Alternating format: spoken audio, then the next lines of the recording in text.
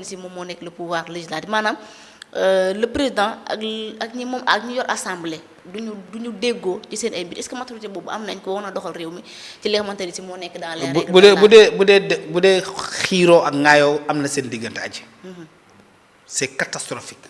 Ah ouais. Mais ba léegi le pouvoir appartient à un seul homme. mu ngi tudd Bassirou Diomaye Diakhar Faye. Le pouvoir on l'exerce aji. Le pouvoir on l'exerce boo demee dans la constitution xam nga Macky dafa mel ni xamoon na ne réew mi ci lii la jëm. Quand en 2017 on est allé à des élections locales. mu yokk ko ci article 52 bii. buy jox le président de la République la possibilité de gouverner par ordonnance on dirait qu'il avait senti que réew mi dina mës a dugg ci guute yi. article boobu baa ngi fi. bu dee xuloo am na ko Diomaye utiliser. il fait mais dafay jël Ousmane Sonko moom ak majorité mu teg ko ne ba assemblée nationale am 2 ans mu dissoudre ko constitution may na ko loolu. article 50 mais quand lii bu jàllee. ñoom bu jàllee non même bu jàllee ba léegi ils n'ont pas enlevé l'article 52 mu ngi ci constitution bi président mën na gouverner parce que Ousmane jàpp na ne moom day nekk président 2029 moo tax du laal article bi xam nga loolu la foog. jàpp na ne day falu 2029 lépp loo xam ne jàpp na ne bu faloo mën na nekk outil boo xam ne mën na ko utiliser nit ñi jéemuñu ko laal mais la catastrophe et le danger madame c'est le fait que Bassirou di bëgg a nangu mais une modification de plus d'une trentaine d'articles dans une constitution loolu foofu référendum la war a dem direct. Vraiment. Ça doit passer par pouvoir référendaire. Exactement. Bassirou di seetaan. lu Bassirou di xaar est-ce que gëm nga ni ñaari ñi xoloo nañu xam nga man la laa gëm aji. dama jàpp ne comme nit ñi nee nañu Bassirou dafay dooleel Ousmane Sonko da koy kattanal pour que mu nekk hyper puissant premier ministre xam na ne su ko bàyyee primature dugg ci réforme yi ñëpp dañuy ñëw coowaat Diomaye mu ne ko sëñ bi dama lay génnee assemblée nationale no primature pour un temps duggal la assemblée nationale dooleel le premier ministre ba dooleem bari lool après ma jëlee l'Assemblée nationale andi la primature lii mooy dil bi. C'est une probabilité. ah mais bien loolu dil bi nañ yàlla nañu fekkee boo xoolee les réformes là la constitution offre au premier ministre des droits nouveaux des pouvoirs nouveaux.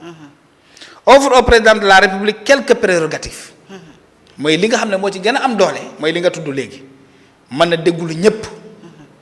mais loolu bu leen fàtte ne lii loi la boo xam ne bëggoon nañ ko dugal conseil constitutionnel bañ ko. rejeté ko bien sûr rejeté ko. yàggul parce que comme ñoom dañoo dëgër bopp ñu andiwaat ko encore bëgg ko jaarale ci porox ndoll pour ñu valider lu mel noonu assemblée nationale di déglu tout citoyen mais boo waxee sénégalais bu ne mais génn woo ci juge magistrat. ah non non génn woo ci procureur génn woo ci enseignant génn ñépp nga laaxaale ci benn mbir et c'est là où le PASTEF est dangereux. C'est là où le PASTEF est dangereux. Ils sont dangereux parce qu'ils ne font pas des lois pour la République. Ils ne font pas des lois pour la nation. defaruñu ay lois pour ñun. dañuy defar ay lois pour neexal seen waa ji dooleel seen bopp. waaye lu waaye def boppam dafa am benn mag bu dekkoon ci benn village aji du nekk ci nit ñi day nekk ci tool yi rek jàpp njàmburam boo ñëwoo ba ñibbisee guddi fanaan si ngeen daje nga nuyu ko. loo ko wax mun naa la lu def du li ni def lu waaye def boppam. ñu naan paa bi moom ba ñu tuddee ko lu waaye def boppam xam nga ñun Afrique noonu la ñu mel. ana lu waaye def boppam ñu ne mu ngi ca tool yi moom fa la ne.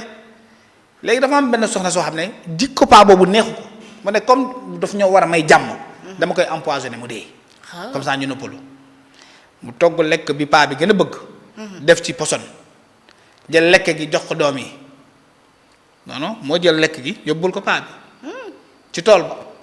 paa bi jël tool ne ko jërëjëf lu waaye def boppam jël lekk gi teg ko noonu ci taatu garab bi soxna si def lu musiba boobu ay xaleem jóge ci village bi dem foofu ba yegg ci toolu paa ba maam na nga def ndax yi tey maam dañoo soxla ndox maam dañoo xiif mu ne dem ubbi leen bool boobu ngeen lekk soxna si doom yëpp jël ceeb bi lekk ko jaaree fa faatu mu ñëw di jooy paa bi ne ko lu waaye def boppam parce que li ñuy def nii bu ñu yaakaaree ne ba waa APR la ñuy toroxal noonu wala dañuy won nit ñi ne ñoo am majorité na leen leer na lu waaye def boppam parce que Ousmane n'est pas éternel Diomaye n'est pas éternel bu yàggee ba yàgg 10 ans lañ fiy def te ils vont tout foutre le camp c'est ça l'évidence lépp loo fi def salfaañe def ko ndax sa bànneexu bopp ndax sa bëgg-bëgg bopp bañ a sóoraale les générations futures parce que l'État est un produit que l'on lègue aux générations futures.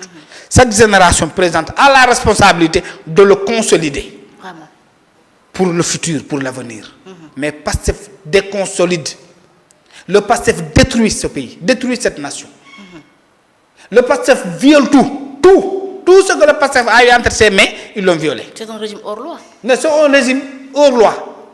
buy def li ko neex pour tout simplement benn nit c'est là où c'est catastrophique benn nit seen yoon nekkul ci Diomaye seen yoon nekkul ci république seen yoon nekkul ci li nga xam ne moom la ñu woowee nation seen yoon nekkul ci li nga xam ne moom la ñu woowee en tout cas le vivre ensemble mais seen yoon newu ci ñoom na Ousmane kontaan rek. bu kontaanee rek ñoom na Ousmane kontaan rek loolu moo tax nga gis ab magum jëmm yow les institutions les plus élevées de cette république là mooy président de la république assemblée nationale.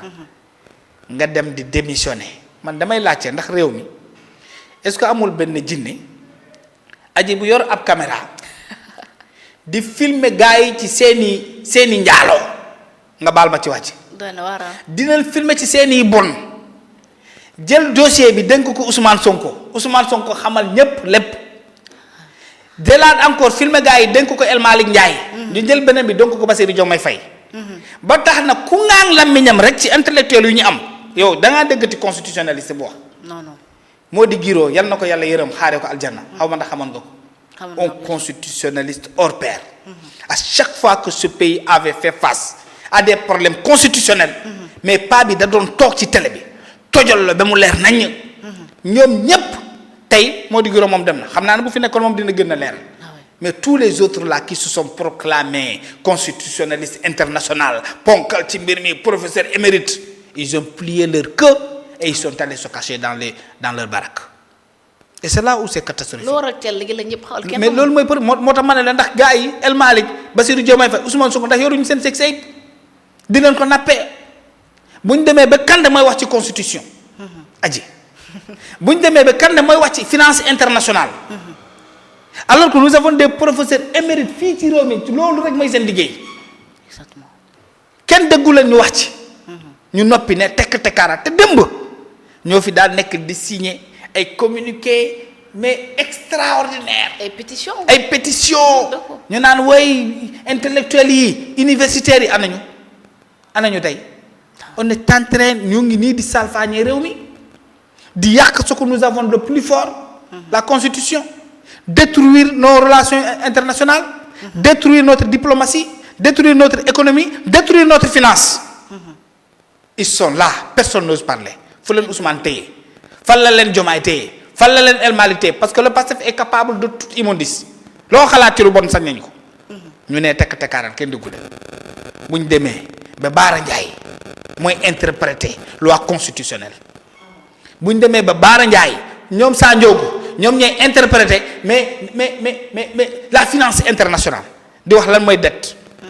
Qu'est-ce que les statistiques de la dette. di expliquer comment est-ce que la monnaie ni banque di duggee lan mooy chiffre d'affaires bu ñu demee ba réew mi ñooñu ñooy wax ñoom kan dañuy ñun ñii c'est qu'ils ont démissionné pourquoi ils ont démissionné lu xew y a personne qui ose parler pour défendre ce pays te loolu musul am ci réew mi man j'étais au M23 j'étais au mouvement ne touche pas à ma constitution ay mag ñooñu ma daan gis foofu tey anañu tey ñoo ngi fii di dem ci ndaje yi Pastef fi di photo di noos di jël ci xale yi.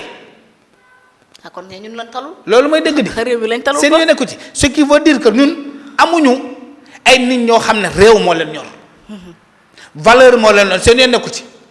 seen bopp rek ñoom hôtel yi luxe bi les dorures du pouvoir loolu rek moo lay ñor les universitaires les juristes mais kenn talul réew mi seen bopp rek parce que nag. fii ndakaaru la xamante nañu ndakaaru bëri na nit mais yaatuwul de moom rukk boo mënta dugg gars yi dinañ la gis ndax ni waa ji daan def ba Adji Sarr andil ko problème bari na ci ay borom kan bari bien sûr fii Sénégal la di léegi nag bu dee fu waa ji jaar ba ñu révélé ko xam nañ ne caméra yaa ngi ci buntu kër yi te yow daan nga dem ci ay bërëb yu am caméra te nga xam ne réew mi fii la toll léegi doo maandu doo muñ noppi mooy dëgg de ndax xamoo ndax xamal nañ la waa aji ki daan dem ci naankatu sàngara yi nga fa daan mandé di ñibbi. ñu commencé di jàpp ñi daan dem ci boîte boobu di naan mandé. est-ce que doo noppi. ah da ngay noppi kay te toog. ak Ndiaga Seck affaire Ndiaga Seck bii mu ngi fii tamit. góor jigéen ñi. ah ouais. est-ce que du loolu moo noppiloo tamit ñu bari man je ne peux que poser des questions. parce que Sénégal kat yàqu na. yàqu na trop. parce que ku la waxoon ne diw mi góor jigéen la doo ko gëm. léegi nag bu dee ay nit ñoo ngi leen di tudd. ay kilifa. te xam nga ne réew mi am na ay góor jigéen VIP. waaw te góor jigéen VIP ci ay VIP yi lay fréquenté. te VIP yi ñoo doon wax ci réew mi bu dee noppi nañ nag ndax amuñ lu ñu ragal. day na waar Sénégal dafa jot léegi ñu wax lépp ci réew mi lu tax gaa yi noppi. ce pays là.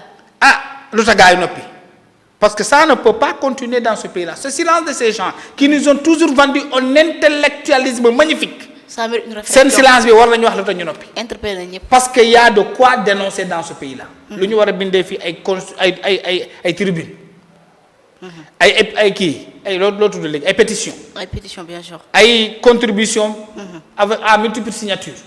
sa waay loolu tey la gën a bari que jamono Macky Sall fii. ah ouais. parce que lu ñuy def nii suñu constitution bi. def ko suñu code électoral mais def ko lépp loo xam ne c'est des lois de grandeur nature pour la stabilité de ce pays. intellectuels yi nekk fii juristes yi universitaires yi mais sawaay ñii ñooy ñu tudd ay Felwine Sarr ak ñoom Boris Diop. ñoom kii mais gars yooyu seen pataaral bi nag dañ leen di laaj ndax yoruñu seen vidéo wala ndax bokkoo leen ci yi ñuy tudd parce que am na loo xam ne mag bu ko noppee am na lu yow. ñun dañuy laajte dong accusé wuñu kenn. dañ ne jamono moo tëradi. te Sénégal nag li tax Sénégal tëradi jamono ji bu lu dul salon de massage yi. affaire u Ndiaga Seck yi ak ñoom Pape Cheikh Diallo bokk la ci lu yëngal réew mi kat. ñun dañuy laajte et c'est l'occasion pour nous de dire aux enquêteurs d'aller jusqu'au bout de leur action. parce que mënoon leen fi yàq deru Kader yàq fi deru Pape Cheikh Diallo. yàq fi deru nu mu tudd woykat ba Djiby Dramé ñu jàpp kii rek nu mu tudd Ndiaga Seck. seen télévision yëpp kenn waxatul waxu góor jigéen seen doo loolu yow. dañ cee war a wax nag. bu ñu jàppee Ndiaga Seck ba tey. dañoo muumoo site internet yi daal rëy lammeñ fii di attaqué Kader di ma attaqué man di ma naan xaritu Pape Cheikh Kader ñoom ñëpp noppi lañu ndax yàlla dafa garaaw de. waaw yàlla da mun a. fii lañ ma daan tooj fii xaritu Kader lu ma wax ñu naan la xaritu Kader. télé bi ma waxee ñu commenté xaritu Kader waaye bu ñu jàppee xarit seen xarit ñoom. seen waaja seen mujj a jit ba. 38 ans ci la ñu noppi 38 ans d'amitié. yaa yow man leen yàlla ay. yaa Kader moom amu leen yàlla dafa ay de yàlla daal du nit yàlla ñëw attel ma man ci la ñu noppi loolu nag dafa noppi loo ñu bëri. attention. sawaay dafa am loo xam ne bu ko nit defee lu bëri dootoo ko ñemeti. voici la vérité qu'il faut dire aux Sénégalais. D'accord. Ces gens qui semblent être des complices de ce qui se passe dans ce pays là te nañu xam ne Sénégal moo ñu gën leen ñoom te Sénégal jar na lu ne. bien sûr voilà. Alors on termine ci côté boobu justement mais dafa am lu ñu dëxëñ ci révision de la constitution bi nga xam ne ñoom bu ñu sukkandikoo ci Pastef justement Cheikh Bara daf ni déclaration de patrimoine bi le président dafa wax ne moom buy ñëw mën na koo def waaye buy génn tamit du ko def en plus Pastef ñoom d'accord uñ ci benn dañoo bëgg ni déclaration de patrimoine le président buy dugg daf koy def buy génn aussi daf koy def alors est-ce que tamit loolu tey doo ci ànd ak waa Pastef yi la nga xamante ni man moom lépp luy transparence d'accord naa ci parce que mënoo dugg di def déclaration de patrimoine jël suñu caisse noire sarre ko ba mu neex la ba mu fees dell nga ñibbi ñu naan kenn du la laajaat loo yor loolu moom je suis d'accord parce que Ousmane bu dee sur ce point là man je suis calme parce que man du ma naa fekk man dama d'accord képp koo xam ne da nga nekk ci transparence comme yaa woote jubal jubanti nga def lépp mais nag Pastef ñoom jubuñu defuñu ko ndax transparence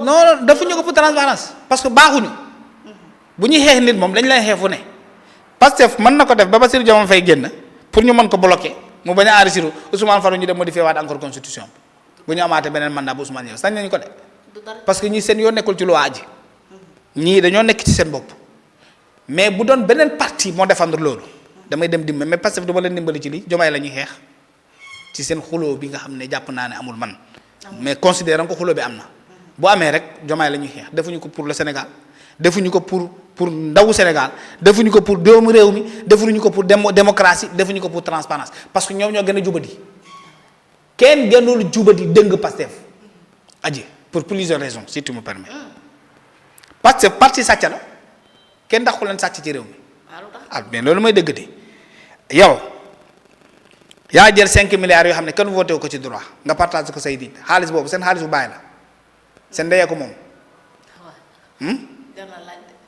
il faut que ñu àtte ba xam kan la ñu tooñ. évaluer les risques. évaluer les cas. xool kenn ku nekk lu ñu la yàqal tooñ ba fu mu toll. yoon mënul ñëw rek ne nit ñi sa waay yéen ñëpp yéenay tolloo lu ñu leen di jox yoon du àttee noonu. yoon dommage et intérêt li état di joxe day évaluer kenn ku nekk yow sa li nga yàqule fu mu toll noonu lañ leen dàmpaayee. loolu mooy état noonu lay doxee parce que dafa war a jaar tribunal bi pare gis nga fi ñu àtte ci li fi xewoon nga jël 5 milliards doomi réew mi pasaree ko loolu du sàcc c'est du vol c'est du détournement de deniers publics c'est du gabegie loolu mooy dëgg.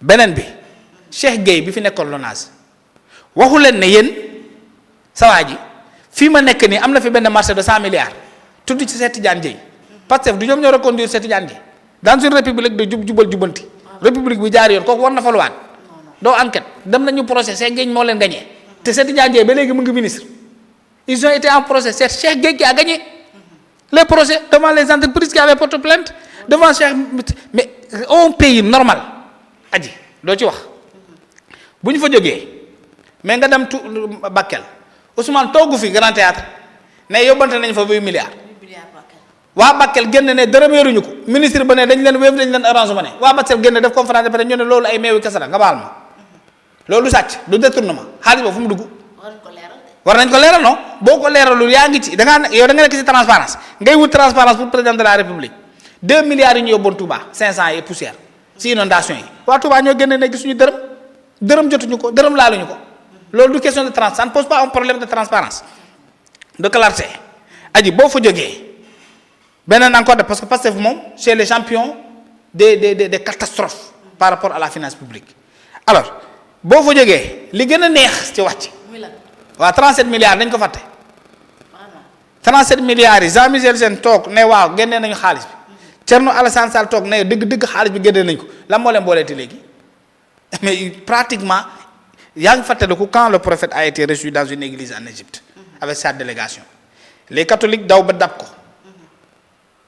ko ne ko pas catholique sax mais damay bañ a tooñ à l'époque xaw ma ne ay catholique la ñu wala sax waa en tout cas waa Makka la jumoon amul bo ñu doon xeex yonente bi dugg ci église catholique bi prêtre bi génn ne leen wax leen vous êtes qui qu'est-ce que savez-vous de Jésus et on pose à Thierno Alassane que sais-tu de Lazer on dit à l'autre Jean Michel Sène que sais-tu de Lazer kenn ku nekk li ma ci xam mooy xaalis ba génn na pape bi ne quand ils ont fini de dire ce que le Coran dit sur Jésus li Coran bi wax ci yaayu Marie pape bi dafa jël bantam rëdd tere bu sew ne finalement luy wutale christianisme ak l'islam nii la toll presque comme ci tere bi nga xam ne rëdd naa ko ci suuf waaye léegi nii luy séparé Thierno Alassane Sall ak Jean Michel Sène mooy rëdd bu ndaw boobu waaye léegi presque yéen a bokk lépp doo leen dem tribunal kan moo convoqué Thierno Alassane Sall kan moo convoqué Jean Michel Sène pour ñu leeral léegi ñoom ñoo ñuy wax ne ci Diomaye la ñu bëgg a wane ne ñoom dañoo bëgg a jubal dañoo bëgg a transparence ay tappalekat lañu ñii ay tappalekat lañu ñii seen bopp rek moo la ñor parce que yoram newul ci dëgg li leen arrangé protéger ci loolu lañ nekk moo tax ma ne leen nag li ngeen di def nii li ma waxoon ci paaba léegi lu waaye def boppam gis nga li ça se retournera contre eux tôt ou tard loolu mooy la vérité c'est ça le principe qu'il faut retenir tout ce que Pastef fait defuñu ko pour réew mi Pastef lépp lu muy def pour benn nit moo tax ñu koy def pour Ousmane Sonko et Ousmane Sonko moo mi tax ngeen di def lu ne man dama leen koy fàttali chaque jour duñu ma dégg c'est un mortel te Dieu n'a donné de rendez-vous à personne ci ñun ñii la plus grande chose que nous ignorons c'est le jour de notre mort Ousmane mi tax ngeen di def lépp il est un mortel te yéen ñëpp vous êtes des mortels donc mat na bàyyi xel